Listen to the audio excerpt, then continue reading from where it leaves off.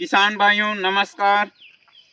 आज आपको एक ऐसा ट्रिक बता रहा हूँ और जो भी मेरा वीडियो रहता है उसमें मैं जो अपने खेत में करता हूँ सक्सेस होता है, उसके बाद ही मैं उस बात को आपको वीडियो के माध्यम से बताता हूँ। आज भी ऐसी नॉलेज आपको बताऊँगा, नॉलेज कहें या फिर जो भी है, जिससे आपकी खेत में होने वाली जो प्रक्रिया है उसमें फ़ायदा ही होने वाला है। यानी कि आज का वीडियो जो है कि कम खर्च में उत्पादन जो है वो फूल कैसे बढ़ाएं, ये जानकारी आपको मिलने वाली है। जब हम फसल लगाते हैं और हर साल हर फसल में खाद देते चले जाते हैं और जब इस तरह से खाद के ऊपर खाद देते चले जाते हैं तो जो है अपने ज़मीन की जो लाभदायक बैक्टीरिया है अधिक खाद के कारण, केमिकल खाद के कारण कम होते जाती हैं और उत्पादन जो है अधिक खाद देने के बाद भी कम होने लगती है। किसान भाइयों को लगता है कि इस बार मैं थोड़ा सा खाद बढ़ाकर दे दूं, फिर अगली बार देखेंगे जब फसल अच्छा रहेगा, नेक्स्ट फसल तो खाद कम देंगे। पर ऐसा नहीं है। एक बार हम खाद की अधिक डोज में चले जाते हैं, उसके बाद उस डोज को कम करना मुश्किल रहता है। और हमने ये देखा है कि अधिक खाद में जो उत्पादन है वो बल्कि कम खाद की तुलना में कम रहता है। ये होता क्या है, जब हम खाद अधिक देते हैं तो जो अपने ज़मीन की लाभदायक बैक्टीरिया हैं वो मरने लग जाती हैं या संख्या कम होने लग जाती है।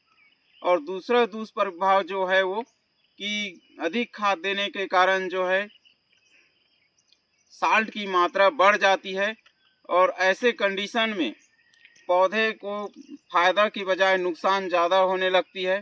साल्ट के कारण जो है वो पौधा उतना विकास नहीं कर पाता और जो अधिकतम उत्पादन है वहाँ तक पौधा नहीं पहुँच पाता। हमें लगता है कि अधिक खाद से अधिक उत्पादन होने वाली है, पर ऐसा नहीं है।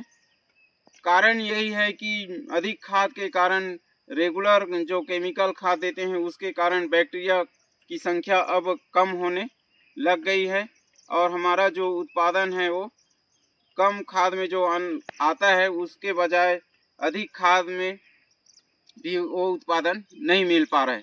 कहने क्या है कि अगर लिमिट में खाद दें और फिर जो उत्पादन है उसको बढ़ाना चाहें तो उसके लिए हमें करना क्या है,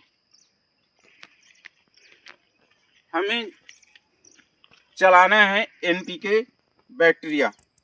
और ये बैक्टीरिया किस तरह से काम करता है, कब चलाना चाहिए, इसकी पूरी जानकारी इस वीडियो के माध्यम से अभी आपको मिलने वाली है। अगर आप चैनल में नए हैं तो चैनल को सब्सक्राइब करें, वीडियो को लाइक करें एवं अन्य किसानों को शेयर करें। जब हमारा फसल फूल की अवस्था में रहती है तो हम उस समय जो है कुछ दिनों के लिए अपने पौधों को स्ट्रेस में छोड़ते हैं, क्योंकि लगातार जो है खाद पानी देने से पौधा का उतना जड़ का विकास जो है वो नहीं हो पाता और फ्लावरिंग भी कम आता है। इसके लिए हम कुछ दिनों के लिए फ्लावरिंग के टाइम पौधे को स्ट्रेस देते हैं। तो इस समय अपन एनपीके बैक्टीरिया को ड्रिप के माध्यम से हो या ड्रिप नहीं है तो ड्रेंच के माध्यम से दें। और जब भी इसको देते हैं एनपीके बैक्टीरिया को तो उसके साथ कार्बन की 200 ग्राम मात्रा जो ह्यूमिक एसिड होती है वो 200 ग्राम प्रति एकड़ के हिसाब से देना चाहिए। और देने के एक दिन पहले खाद नहीं चलाना है और आप देने के बाद अगर बारिश है तो कम से कम 5 दिन के लिए खाद ना चलाएं, तो इसका जो रिजल्ट है वो बेहतर मिलता है। उसके बाद आप देखेंगे कि कम ही खाद में आपको उत्पादन अधिक मिलने वाली है और जो आपके फसल का विकास है वो बैक्टीरिया के कारण बहुत ज़्यादा बढ़ने वाली। मैं इसका लेटेस्ट उदाहरण अपनी फसल में देने वाला हूँ। क्योंकि मेरे ज़मीन में जो है कार्बन की मात्रा काफ़ी अच्छा है। मैं हर साल कार्बन के क्षेत्र में काम करता हूँ। तो मैंने बारिश का जो अभी दौर रहा उसमें खाद नहीं के बराबर दिया। और जो मैंने एक वीडियो शेयर किया था कि बारिश में टॉनिक का इस्तेमाल नहीं करना चाहिए, वो सब मैं नहीं करता।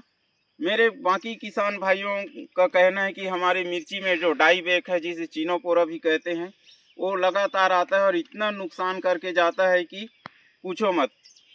वो जो है एक्स्ट्रा खर्चा रहता है और जो उत्पादन रहता है उसमें एक तोड़ाई का पूरा पूरा फर्क आता है और पौधा को संभालने में काफ़ी समय लग जाता है।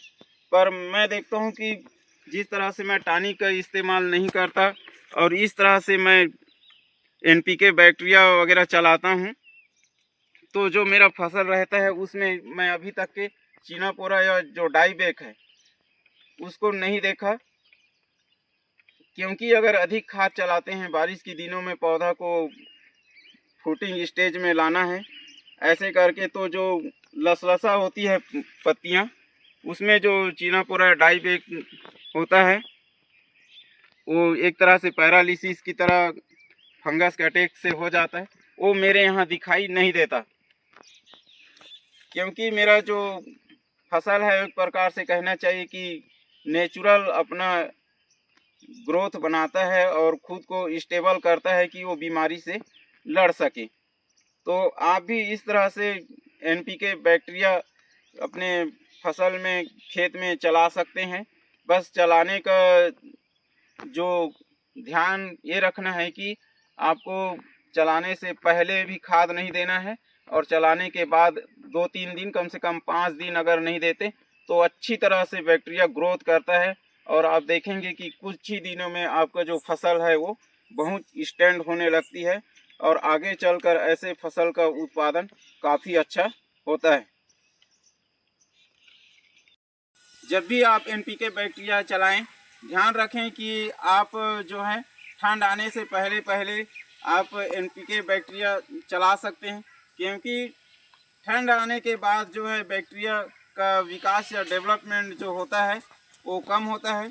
यही कारण है कि ठंड में फसल, जब बैक्टीरिया निष्क्रिय होता है तो ऐसे समय में फसल को जो खाद उठाने की जो क्षमता होती है वो कम होती है और इसी समय किसान भाई गलती करते हैं कि फसल नहीं उठ रहा है करके खाद ऊपर खाद और देते चले जाते हैं और साल्ट की मात्रा बढ़ती जाती है।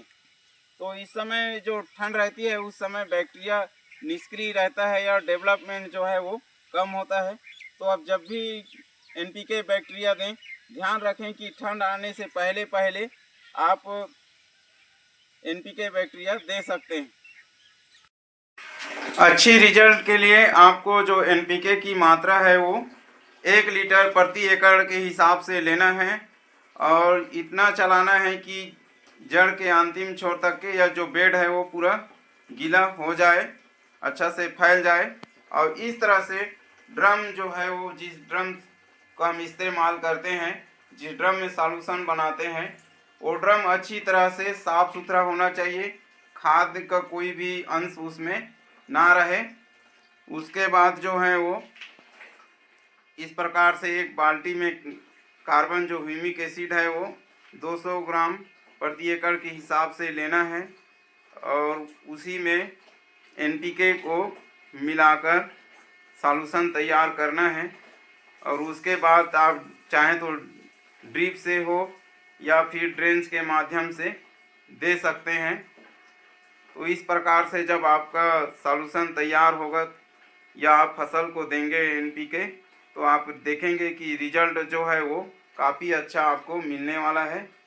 बस सबसे मुख्य सावधानी ये होती है कि जिस दिन हम चलाते हैं या फसल को देते हैं उसके आगे और पीछे खाद कुछ दिनों के लिए नहीं चलाना है।